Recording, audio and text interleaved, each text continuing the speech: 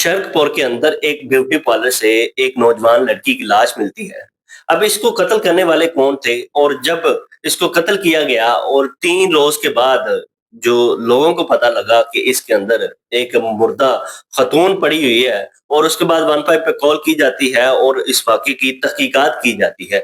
इस वाक़ये की तमाम तर डिटेल आज की इस व्लॉग में मैं आपके साथ शेयर करूँगा। अस्सलाम वालेकुम, मैं हूँ रिज़वान अली, आपकी खिदमत में हाज़िर हूँ और आप देख रहे हैं मेरा डिजिटल चैनल। शरदपुर के अंदर एक इंतहाई अफसोसनाक वाक़या पेश आता है कि एक सना नामी लड़की जो कि शादी करवाती है और चंद अरसा गुज़रने के बाद उसको डिवोर्स हो जाती है।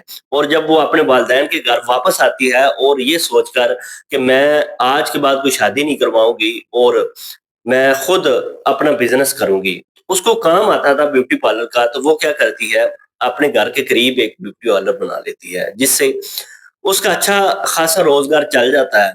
और वहाँ पे एक मौजूद लड़की उसके पास काम सीखने के लिए आती है।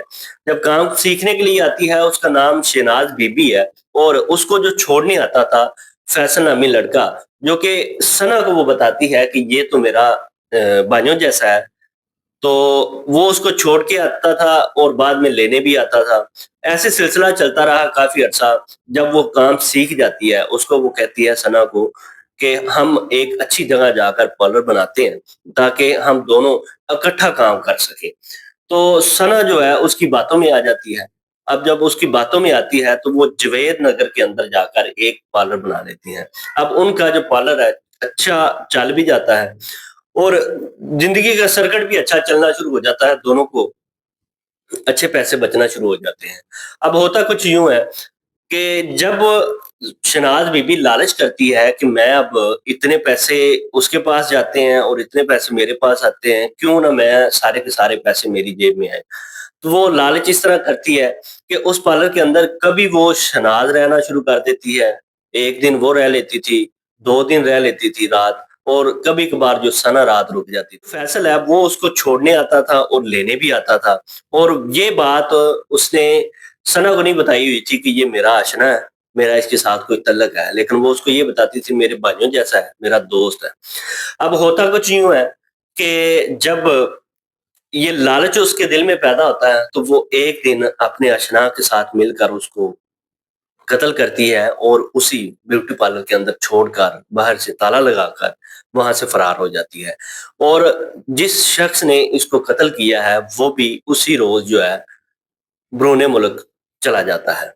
अब जब 3 दिन गुज़रते हैं तो पुलिस वालों को पता चलता है कि इस ब्यूटी पार्लर के अंदर एक लाश पड़ी हुई है, तो वो क्या करते हैं, उसका ताला तोड़कर उसको निकालते हैं, तो 3 रोज़ के बाद उसकी भी जो हालत थी, वो गैर हो चुकी होती है। और उसके बाद जो उसका पोस्टमार्टम किया जाता है और इस केस पे तहकीक की जाती है, तो पता ये चलता है कि इसके साथ शहनाज़ बीबी काम करती थी।